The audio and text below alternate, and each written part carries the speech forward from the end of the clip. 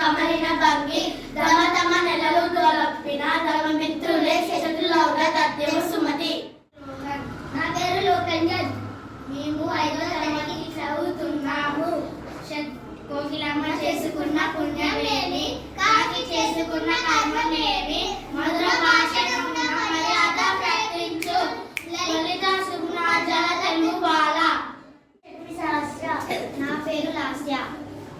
నా పేరు తరుణి. మేము 5వ తరగతి చదువుతున్నాము.